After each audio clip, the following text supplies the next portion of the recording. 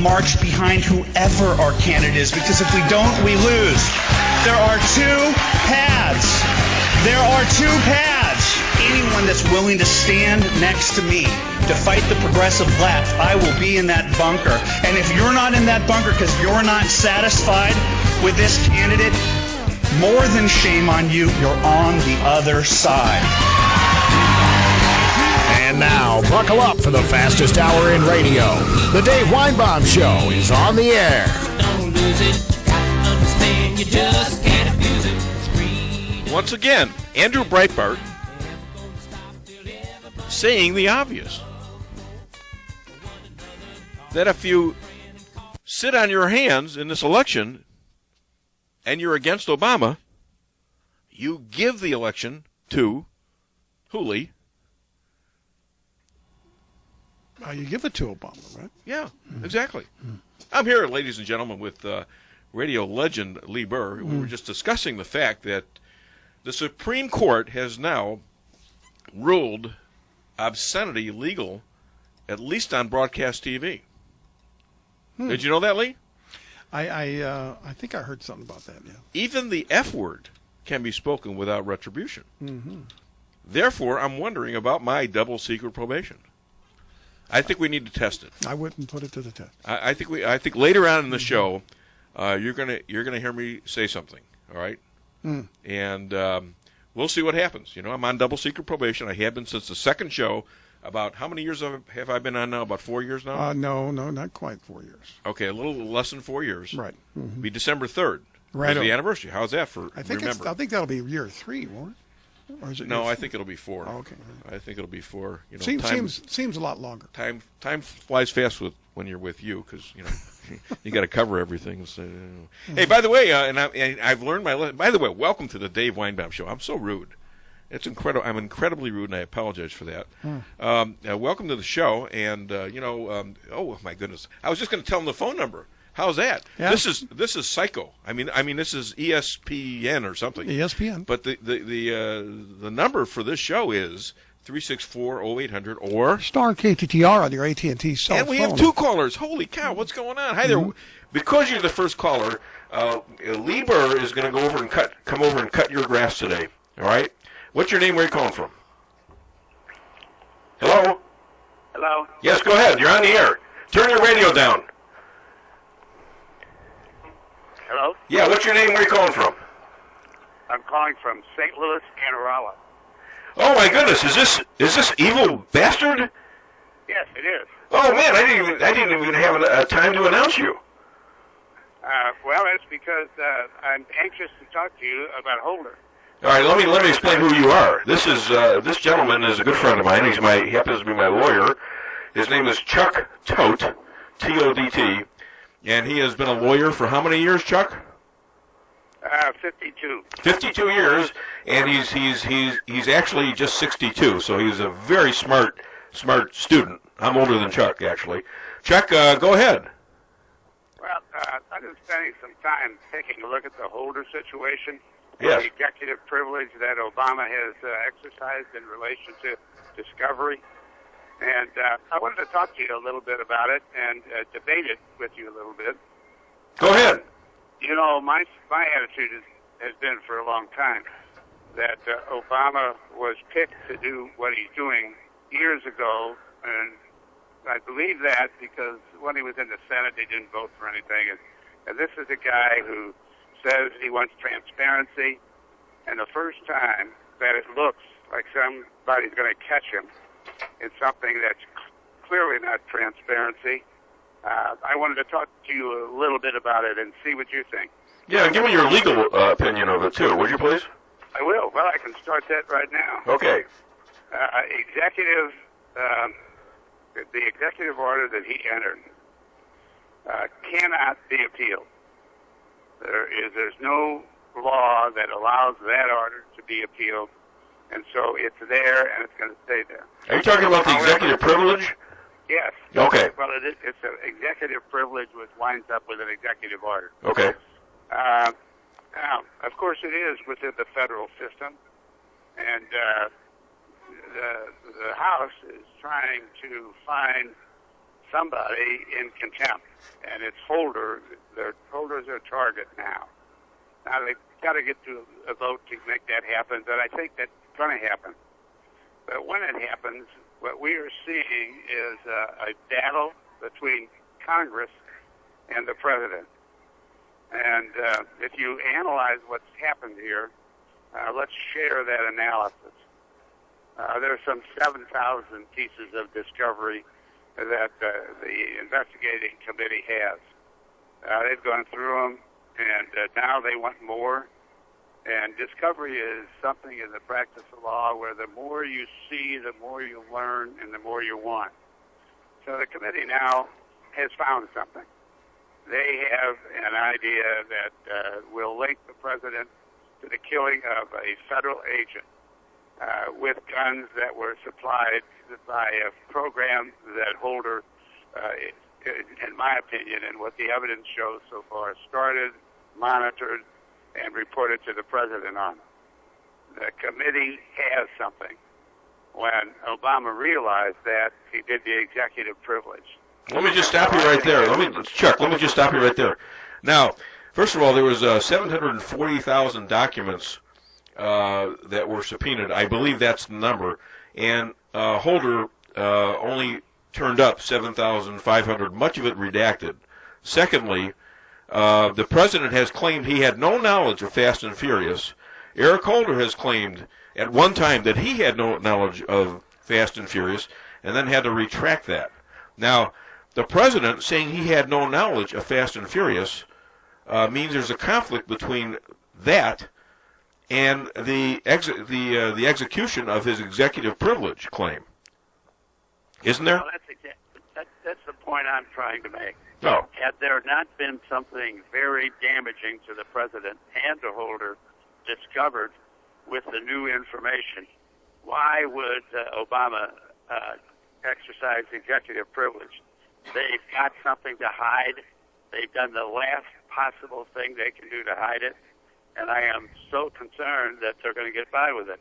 I hope that our Congress proceeds with everything they can. Now, I think that contempt against Holder might lie, and there's going to have to be a hearing, but that's a hearing that I hope that is broadcast, because that's when a good lawyer, and our Congress has a good lawyer, can get past the executive privilege and talk about what, if anything, they know that's being held back from the United States population. Now, correct me if I'm wrong, but I heard that if there, by the way, it has passed the committee. Yes, it has. And now it's possibly up for a vote through the whole House. If that happens and it's successful, I believe he goes before a grand jury, which I doubt gets publicized.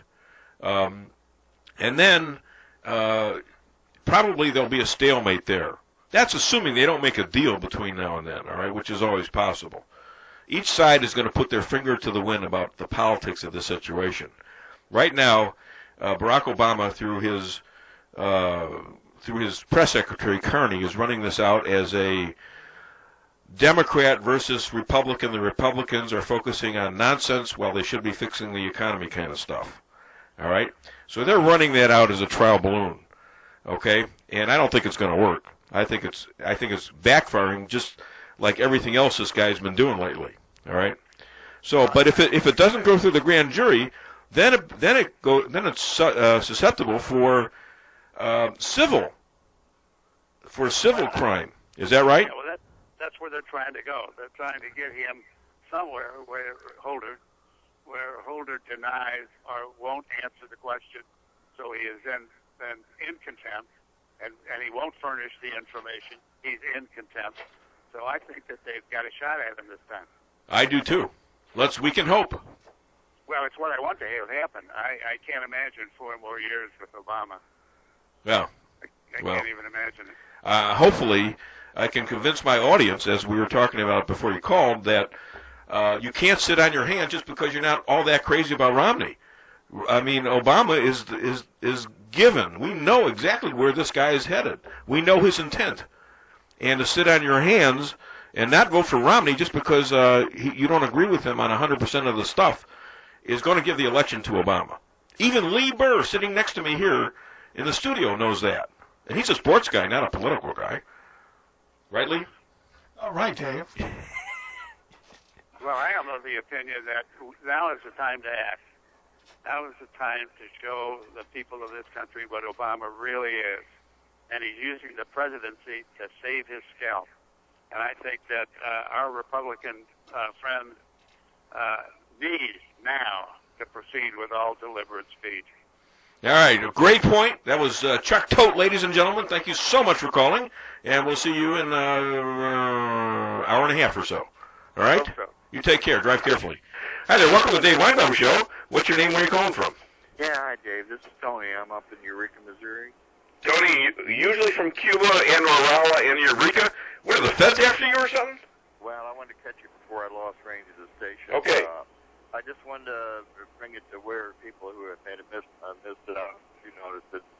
I want to know why they're putting armored vehicles in the city of St. Louis. Practicing. I don't know. I didn't even know they were doing it. Yeah. I'll have to ask. I wish I could have. My lawyer was still on the phone because I could ask him. He's out of Clayton, so he'd know. Well, it's going to be in North St. Louis, and it's going to be in the 6th district of the city, and Natural Bridge and Goodfellow is the Army Depot. And they will be patrolling the streets in armored vehicles. Hey, you're going up that way. Why don't you check it out and report back?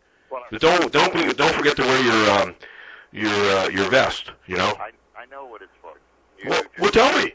It's for civil disobedience. Is that what's happening today? They're practicing, so when it does happen, they'll be ready for that. So they're anticipating this summer to be a hot one. In other words. Definitely. All right. Well, they got to be practicing for the civil disobedience because it could happen. Oh, I agree. I think it's going to be a hot summer. Believe me.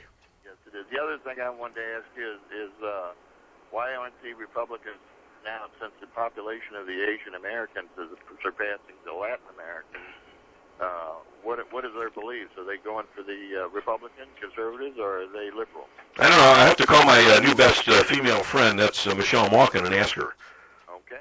All right. But I think anybody who has inclination to being conservative has got to go for Romney. All right. Thank you, Tony. We have another caller. My goodness, what is going on? How many times have I said this number? All right. By the way, the number is 573-364-0800. Or Star KTTR on your AT&T cell phone. I know. Who said that?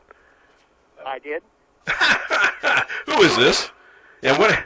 Don't try to mess with me here. I'm looking at Lee, and it's like he's a ventriloquist without his lips moving, which we know could never happen. What's your name? Where are you calling from? Oh, I'm Brian from Salem. Hey, Brian, what's up? Well, I wanted to get off on a little tangent, but I think it's definitely worth mentioning. Is it all right if I mention something you might not have talked about? Well, let's hear it. Okay, I have read on Fox News website that there are laws in place which state that refineries, which make gasoline and such like, have got to use a certain amount of cellulosic ethanol. Yes, there was a piece on that. I believe I'm not sure which. It might have been on Fox News, but I watched it. Yes, and I'm now familiar with it. Well, they're fining the refineries because they don't make cellulosic ethanol. Right. There hasn't been any made. Right. And they're passing those fines to us through the gasoline, which, I mean... Sure. So here's another way that the government raises our gas prices. Well, not only that, it's a tax. It's an unfair tax. Okay, yeah, put it that way if you want. Yeah, call it a punishment, but it's really a tax, sure. Yeah. And who do you think that affects, the rich people or the poor people more? Well, I'm kind of a poor guy, and I sure don't like paying, $50 to... Yeah, so as a percentage of your income versus a guy making $1 million, it affects you more, doesn't it? Yes, it sure does. It's a tax on the poor, not the rich. It's a great point. And it's the FDA? No, it's something else. EPA. Huh? EPA. EPA has now announced that they're going to cut back the requirement. I think it was a 20% mix, and now it's going down to about a 1% mix as an anticipated thing. Although nobody's producing this stuff, it's an outrage. It's a ripoff, and you are absolutely right. Thank you for calling, Brian. All right, we have another caller. Hey, we're on a roll. By the way, for the call the show, it's 364-0800 or... Star KTTR on your AT&T cell phone. That was pretty good. Did you have this thing playing with Brian? Because he came right in there, and I'm looking at you saying... Smart guy. My goodness. Hi there. Welcome to the show. What's your name? Where are you calling from? Hey, Dave. This is Kevin from St. James. Oh, Kevin. How you doing, buddy? Oh, I'm pretty good. I'm just here to put a little stumbling block in your show. Okay. Hey, the deal about with the Supreme Court on the ruling with language. Yes. That's only if it's an accident, if it happens in a live broadcast. I plan to have my little faux pas, if you can say faux pas on the air, to be an accident. So in case you're wondering, Kevin, if you're trying to get rid of me, that's fine. I mean, with me, I have those faux pas all the time. I got the F word saved up for Lee Burr. Okay. I'm going to tee it up here pretty soon. Your one caller just a minute ago talked about how hard it is for us here on the lower end to make it nowadays. Yeah. If you make like $8-10 an hour. Well, here's a little something that I went and got off PolitiFact.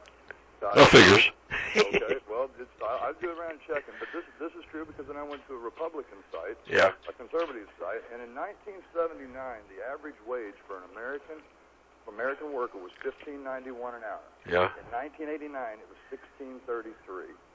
Okay, at the same rate, the wages for CEOs and corporations in that same time frame, Yeah.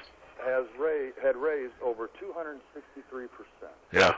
Okay. Do you know what the unemployment rate was in 1979 versus 1989? Do you know how many people were out of work in 1979? Yeah, it was about 5.3%. No, it was not. It was well over 10%. That was the last year of the second to last year of Carter's administration, who got clobbered by Reagan, if you recall. And under Reagan, it might have been 5.3 at the end of his 2 terms, but not under Carter. It only went up 70 cents in 10 years. So you had a lot of people making nothing, food stamps, welfare. Over the last, since 79 to 2000, then we'll go to 2000. From 1979 to 2000, between that time, the average wage for an American went up 11.5% as a worker. As for CEOs, it's unbelievable. Yeah, well, this has always been. What it is, let's even it all out. Let's just redistribute their wealth, and we'll see where all the guys who provide jobs go. They'll go to Costa Rica. They'll go to some place that gives them an opportunity not to have their stuff confiscated, and they'll provide jobs in those countries. And everybody here will be miserable like they are in Greece. Kevin, I got to take a break. If you want to hold on, you can. Okay. A well-paid employee. Kevin, are you listening? A more productive employee. No, I guess he's not listening. All right, we're going to go to break here. It really is. I'm 4 minutes late for the break. Am I not, Lee? Yes. Don't shake your head on radio. Say yes. Back me up a little bit. Yes, for Dave. Goodness sakes. All right, we're going to take a break. Kevin, you want to hold on? Fine, we'll come back to you.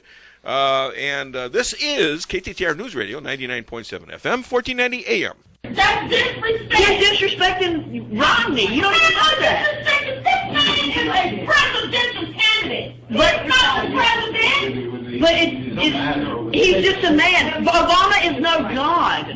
He's still a man. Let me tell you something. You will not disrespect the president of the United States in this platform. I'll say what I want. Not about him. You won't. Now that's an example of some great teaching down there in North Carolina, and this woman teacher who suppressed her youth with a lie that you can't criticize the President of the United States, at least not Barack Hussein Obama, although it was okay for her to criticize George W. Bush, that he could not do this, all right, and no one else could do this around her or in her class, and that they could get arrested and go to jail. So she was suspended. I don't know whether it's with or without pay. She was suspended, and yet just yesterday they reinstated her. She's going to teach again next year. Aren't we proud, America? Kevin, you still there? Yeah, I'm still here, Dave. Okay, thanks for holding on. I'll give you another minute, buddy. All right, another minute. Go ahead. I just want to throw one other thing out there. I've done research on this. There's nothing wrong with being rich. There's nothing wrong with getting rich. But there's also nothing wrong with companies making sure their workers make a good wage and that are, Dave, from 1989 to the present day, CEOs, their salaries have raised 79%. 79%. That's crazy. compared to what the average worker's salary has made. There's nothing wrong with making money and being rich. Not whatsoever. My grandfather was a very rich businessman. Okay. All right, you got your time, and now listen to me. Listen to me. You're done, okay? I mean, I love you and all that. You're great. You're a nice guy. You're a liberal and all that, and I love having you on the show. But I can't let you dominate the whole show. I hope you understand that, okay? I just had to get that in. All right, now that's great. Okay, the problem is that poor people do not give out jobs. Rich people give out jobs, okay? Romney created a ton of jobs. Carter killed a bunch of jobs. This president, this fair, we got to be all fair, is killing jobs all over the place, okay? So let's leave it at that. Call me next week and give me another good rant. I appreciate it, Kevin. You have a good weekend. You know, I like liberals on the show because it challenges people and challenges me. I want to know if they got something there, you know. Come on. And quite frankly, I don't want to say it's boring because I love the supporters of the show, but I like a little agitation once in a while, don't you, Lee? Yeah. Yeah. There you go. You're very agitating to me. Go count your M&Ms. I want to know, if an M&M is blue, is that considered blue food? I don't think so. No? All right. Anyways, if you want to be a star in the Dave Weinbaum Show, the number is 364-0800. Or star KTTR on your AT&T cell phone. I think I ran that a little off. 364-0800. You did it right. I didn't enunciate it correctly. That's all right. And you know how I am about you're pronunciation. An enunciation guy. Yes, I'm just a pronunciation kind of guy. Anyways, you know, what's worse? There's another worse scandal out there than Fast and Furious, believe it or not, even though that's pretty bad. Because we're talking about U.S. guns being sold to Mexico purposely, and then our agents being shot down, as in the case of Brian Terry. And there's another gentleman out there who is claimed to have been killed, another border agent. You got 17,000 border agents now demanding that Eric Holder resign. It's you know, and now the Democrats are going to float this political garbage. Oh, it's all political. This has been going on for 2 years. Senator Grassley, a Republican, who I don't consider the sharpest tool in the toolbox, when Bush, Lee, if you would look to your right, you would see the phone flashing. Thank you. Oh, he's got my side up. Okay, I forgive. Okay, I'm going to make this point. Senator Grassley, a Republican senator, when Bush claimed executive privilege, he went against Bush. Okay? So where are the Democrats? Where are they at in Congress? Why aren't they demanding we find the truth? You can't hide the truth. That's what we're talking about here. And it's pretty clear, as Chuck Tote said, evil bastard, that the President and Eric Holder have nothing to do but hide the truth. You can't handle the truth. You got that, man. Jack Nicholson made a surprise appearance here. Hi there. Welcome to Dave Weinbaum Show. What's your name? Where are you calling from? Oh, I'm Travis from Licking. Hi, Travis. How you doing? Oh, I'm doing great this morning, Dave. I was just wanting to hit on the point about the Mexicans ending up with all the guns. Well, the reason they ended up with all the guns is because they have all the money. Billions and billions of dollars, and it's all getting shoved back into the pockets of the politicians. And so that's why they're trying to cover it all up. It's just it's a big recycling of money back and forth. You know what I mean? No. Do you really think that's happening? I really know that's happening. You know it, okay. How do you know it? Well, I've not always been a great guy. You know what I mean? And once upon a time in life, I was in that sort of trade. You know what I mean? So, so I really understand that. You know, when the money hits the right pocket, then the mouth gets zipped shut. There you go. A man who has been eyewitness to it, who we only want his first name, and we don't care where he's from. Thank you, Travis, and you have a great weekend. And I'm glad you have, well, maybe he has, maybe he hasn't. I'm glad, hopefully, that he has reconstructed his life to be a legal one. All right? Travis is from Licking. Oh, okay. He could have said Licking and been from anywhere. He could have been from Montana for all you. He could have been from Butte, Montana, and you wouldn't know it. I think it's time to unload the F word on Lee right now, okay? Go ahead. All right. Everybody, this could be the end of my career on the radio. Lee Burr is a fruitcake. There, I've used the F word. Okay, do something to me. Come on. Whew. There, double secret probation. I'll probably not be on next week. Heavy stuff. So, fruitcake. Said it again. All right. There we go. You know, the bigger, by the way, if you want to call this show, it's 364-0800 or... Star KTTR on your AT&T cell phone. Am I saying it enough? Am I saying it enough? Yeah, you're pretty Is it close. too much? Am I overdoing it? No, you're good. Let me know if I'm overdoing it, okay? All right. We have another caller. Surprise, do. surprise. Welcome to the Dave Weinbaum Show. What's your name? Where are you calling from? Don from Jeff City. Don? All the way from Jeff? And,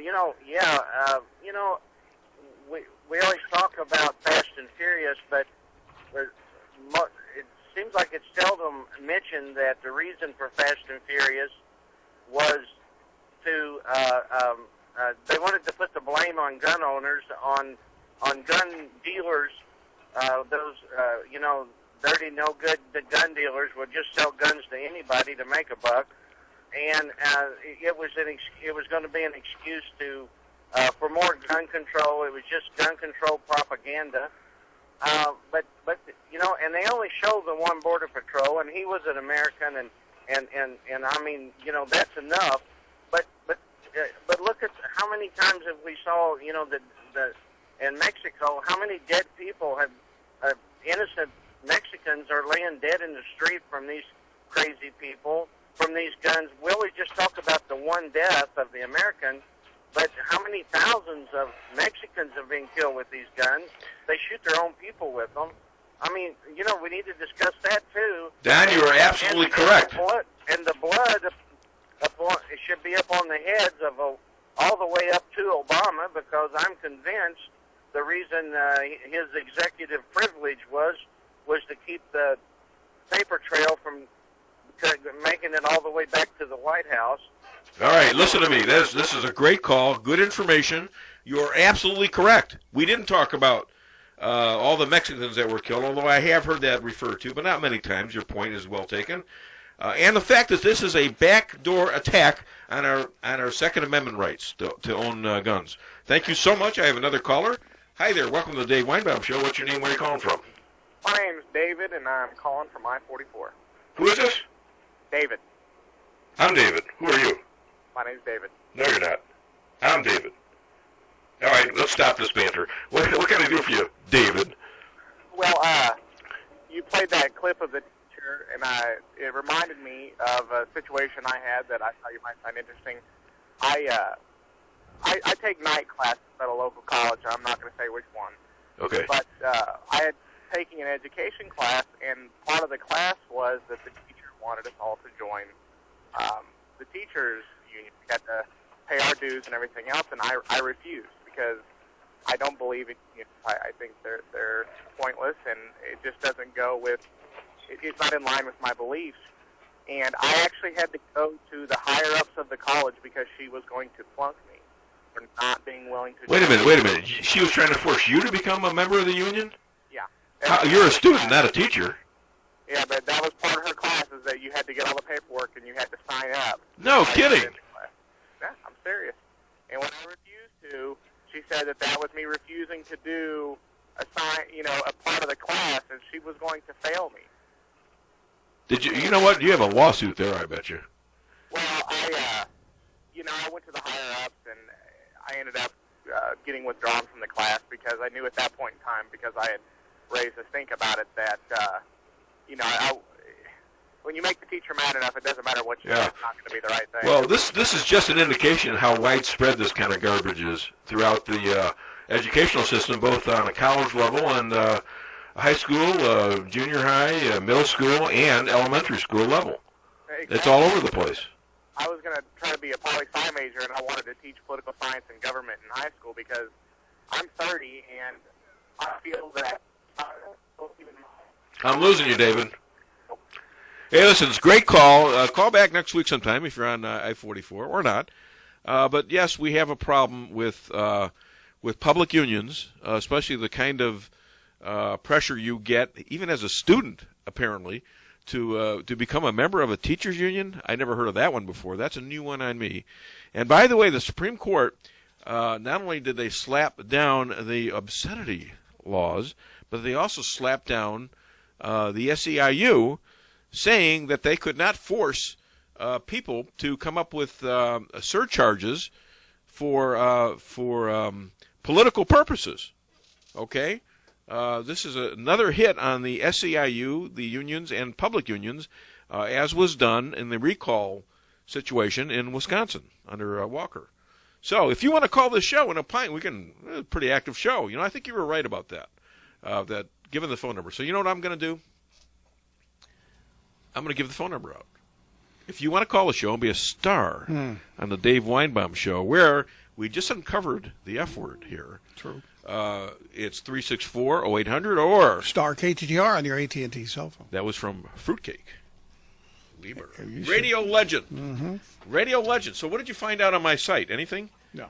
Speaking of my site, by the way, you know, I'm on Facebook and Twitter, too. And my site is daveweinbaum.com, WEINBAUM.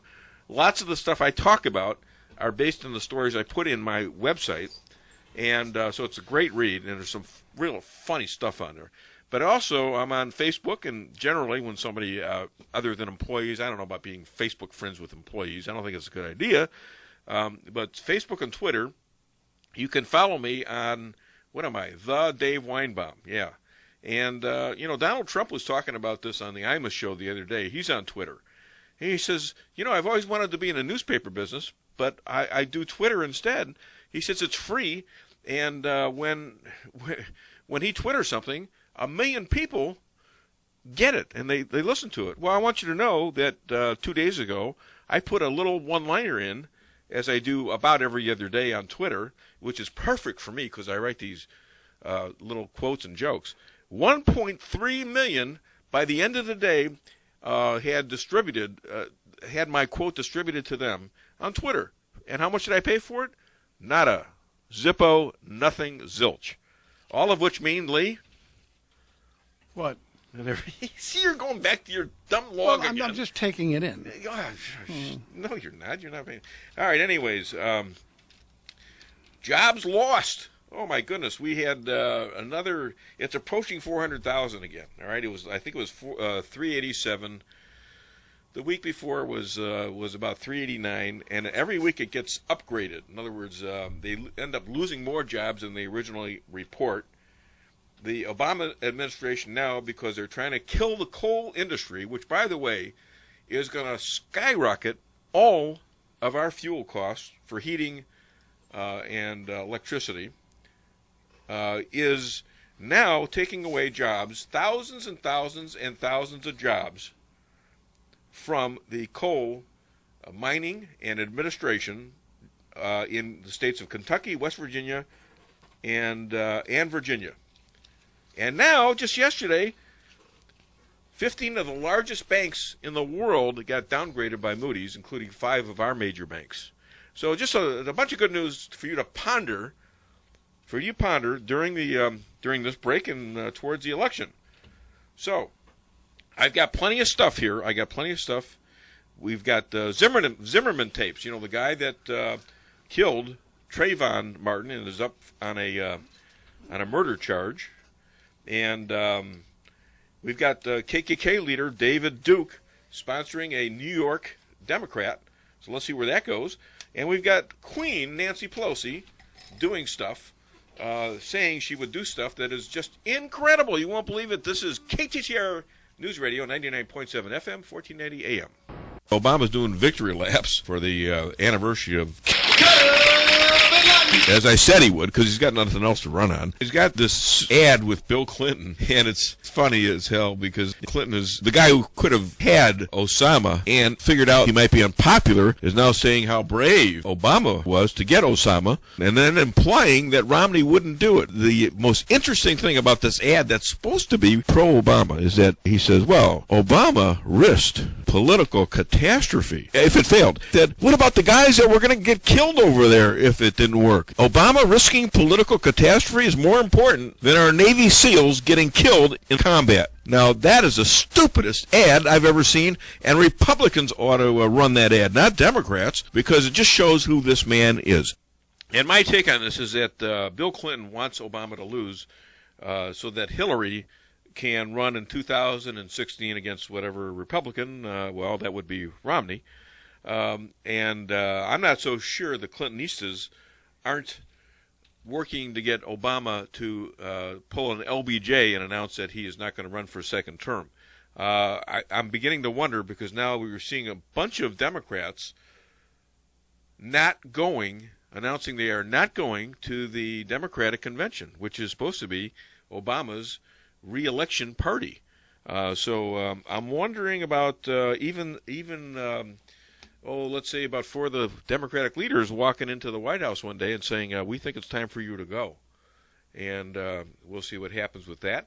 And therefore, you would have Hillary replace Obama during this election. And I wrote a column to that, and it's on DaveWeinbaum.com. WEINBAUM. Hi there, caller. What's your name? Where are you calling from? Thanks for waiting. Yeah, good morning, Dave. This is John from Salem. Hey, John, what's up? Well, it seems like that the liberal answer to creating jobs is to raise the unemployment,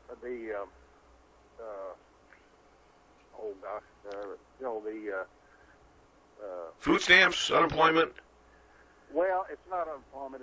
It's the pay scale. Okay, minimum wage. Yeah. Yeah. And, okay. There's people that aren't worth what the rate is, and especially young people, and you're excluding them from the workforce by keeping raising the rate. And if you want to get rich, you get job skills, you get education, you work 2 jobs, you save, and then finally you get enough money to start your own business, and then you too can be rich. And, rather than whine and cry around about rich people, you need to strive to be one yourself. And I can just see bitterness in all these people that complain about the rich people. I don't know what their problem is, but evidently they haven't strived hard enough, or they too could have been rich. So that's just my take on it. Well, that's my take on it too. This is John. This is an aspirational society. All right, it's meant to be skewed to those who are willing to make the efforts and take advantage of opportunities that are presented to all of us, and do run with them. Okay, and it means that you can fail. You can fail a number of times. You can succeed if you're persistent enough, and that's what's And now they're pointing at people and trying to make them victims more so than they think they are now. But I remember the one thing that Bill Clinton did: he signed on to welfare reform, where people had to get off welfare in a shorter period of time. I believe it was 2 years, and it became non-generational. And I was going to NAACP meetings in St. Louis, Urban League meetings, where I was speaking as the president of the McDonald's Co-op in St. Louis, and I saw the reaction before and after.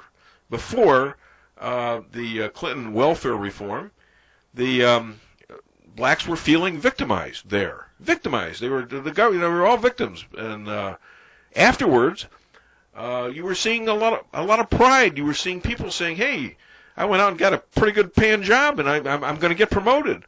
Or another person would say, "You know what? I'm starting a business." And it was all a shock to them. That is, with this president, he has torn down all the hope there is in the African American community, and it's a bigger crime. It's putting them back into the slave blocks of the Democratic Party. And he's done it on purpose. This is not an accidental thing. Of course. He's an idiot, but he's a clever idiot. Yes, he's been very successful at his goals of socialism, and who knows how far he intends to carry it. And we sure don't want to find out in 4 years, but we know it'll be a socialist society. Well, and, that'll be the end of this country and our Constitution if it ever happens. Do you know what it's time for, John? It's time to fire the liar. Okay? That's what it's time for. Thank you for the call. You have a great weekend. Another good caller. We have very smart callers here. And, and I'm not saying the liberals aren't smart, but, call me. Tell me where I'm wrong. Kevin has it. We argue and stuff like that. But I think it's great that Kevin calls me and gets his point across, or tries to. And you call me, too. And, I'll let you speak. I mean, I won't let you take over the show because it is a short show. But so eventually you got to let me speak, which would be kind. Do you think, Lee? 3640800 or star KTTR on your AT&T cell phone. Thank you. That wasn't what I was asking you, but thanks for putting that in there because I haven't said that in a while. Tear down this wall, Mr. Gorbachev. We have 9 minutes to go. Mm-hmm. Lee is going through a bit of Tourette's syndrome right now. I'm sure it's due to lack of sleep, over-golfed or whatever. You need me on that wall. You want me on that wall. Oh, man, I thought I was Mr. Cliche. Instead, it's really you. I like Lee, I hear contrarians drink to remember. Is that your excuse? Anyways, okay, what's next? What's next is we got Zimmerman. Now, if you look at my website, you're going to see, besides my debate with Dr. Alan Keyes on the Stan Solomon show, which nobody really hears, by the way. Well, according to Stan, he gets 2 million listeners every show. So who knows? Yeah. I don't know. All right, but it's out there. It's all over the world. It's on a computer, and anybody can watch it. I know there are some people out there watching it. Okay, because I get response from Twitter. Okay, so instead of confined to 80-mile radius here? 80-mile radius. 100-mile. 100-mile radius. We don't go to St. Louis, do we? Oh, that guy was in Eureka, so he was calling for. Yeah. That's pretty close. Hello. All right, well, okay. Hello. Okay, now I'm getting nervous because now I'm realizing I'm talking to hundreds of thousands of people here. A lot of people. That's right. My goodness! If I had known that, I never would have done radio. You ought to mention that to Sid Solomon. It would have scared the heck out of me. On the air. It's Stan Solomon, not Sid Solomon owned the St. Louis Blues, and I've almost called him that a few times too. Anyhow, but now we got the Zimmerman tapes, who gets out there where the crime actually took place. We don't know if it's a crime or not because Zimmerman is claiming self-defense and said this guy was banging his head on the sidewalk. He shows the actual sidewalk where it happened, and it sounds fairly believable. I don't know. You can watch it and make your own judgment. Call me next week and tell me what you think. I have a question, and don't take any offense at this, but I'm really wondering this: is it racist to consider blacks as your equal? Think about that. Is it racist to consider blacks as your equal? All right. Hi there. Welcome to the show. What's your name? Where are you calling from? Oh, okay. Well, that might have been a response to my little blurb there. But think about that. If you consider blacks equal, and you think for the most part they have an equal chance with you based on talent or skill, I'm beginning to think that liberals think you're racist when you say that, because there seems to be a continual push to get extra help. All right? Now, we know that places where pure talent is needed, like the NFL and the NBA, you see a lot of blacks. In fact, on most NBA teams, it's dominated by blacks. All right? I don't find that offensive at all. Why would I? I mean, do we need diversity in the NBA? Do we need to put white people up there just because we want a certain portion of white people to be in the NBA, making those multi-million-dollar salaries? Just a provocative question. Hi there, welcome to the Dave Weinbaum Show. What's your name? Where are you calling from? Hey, Dave, this is Kevin again. I wouldn't have called, but when you made this comment here, I've got to say something about it. Okay. Which comment? The comment about the deal about with considering it a racist comment if I think that black people are equal with white people. No, let me make sure. It's a very. You got to say it right. Is it racist to consider blacks as your equal? That's a racist thought, even thinking that question to me. I don't consider. Oh, okay. I don't consider the color of somebody should have anything really to do with what your opinion is. Okay, so should it have to do with anything like getting into college over a white guy? I don't. Do I think that? Yeah. It's a little deeper question than what you're saying. You just want to assign me the label of racist. I did not assign anything to you about a label. You said that was a racist question. Is a racist question. When you really? Is it racist to consider blacks as your equal? That's a racist question, huh? Is it consider my equal? Having that mentality, we're all equal. There is no difference in any of us. Okay. That's the way the mentality should Do be. liberals consider blacks as their equal? Do liberals? Yes. I would say that I consider I'm pretty much of a liberal, and I consider them my equal. Yes. Should blacks have special privileges based on No, race? but hang on a second. What is the Constitution of the United States? The third word. The third word in the Constitution. I'm asking you. I'm just asking you, Kev. I'm saying it's we the people. That's the third word in the Constitution. So the question of should people have the same rights as somebody else shouldn't even be asked because of what the Constitution states. Should one group of people have more rights than other people because of past grievances? Because of past grievances? Yeah. If the grievances should be made up for, yes, I believe that. Okay. Have the grievances been made up for yet? Have the grievances been made up for the black community? I don't know. Look at what's happening. I want you to think about this. I only got like 2 minutes, and I got to have a few ending thoughts. Kevin, please. So you think about this, and you come back next week and let me know. All right? Okay, thank you, Kevin. I appreciate it. You have a good weekend, buddy. Oh, boy, he's bubbling, man. He's going to come back next week and go and let me have it. Is it racist to consider blacks as your equal? It's a pretty simple question. You want to get excited about it, go ahead. But I'm just asking the question, all right? All right, one more. Hi there, and this is Kevin. It ain't happening. Hi there. Welcome to the Dave Weinbaum Show. What's your name? Where are you calling from? This is Harold from Rolla, and I have solved the reparations problem. And here's how it goes. Okay, make it quick because I got about a minute. Okay, the Democrats need to pay the blacks for holding them as slaves, and the modern blacks need to pay the Republicans for freeing those slaves. Okay, well, thank you for that little addition of why is it racist to ask the question? Is it racist to consider blacks as your equal? I don't know. I consider blacks as my equal. Some guy beats me out of a job or beats me in football or something like that. I never thought that I ought to be anywhere because I'm white. Have you, Lee? No, I've always thought the best person for the job. There you go. Mm-hmm. Well, that's all I'm saying. I don't know. I don't think that's racist. Anywho, how much time do I have, sir? You have about 53 seconds. 53 seconds, not 52, not 54, but 53 seconds. Mm-hmm. How he does that is beyond me. By the way, David Duke, speaking of race, KKK leader David Duke is backing an anti-Israeli black, anti-Semitic black, used to be a Black Panther, in a New York congressional race.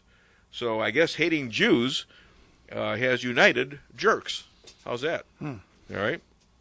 Queen Pelosi states, we could have arrested Karl Rove anytime we wanted to. Well, why didn't you? Well, come on. You could have done everything. You could have stood on your head maybe, all right, and done cartwheels down the Capitol steps, but you didn't do it. What is that? 5? Hey, thank you, everybody. You have a great weekend, and I'll be back sometime. I'm not sure about next week, but I'll be back sometime. Thank you so much.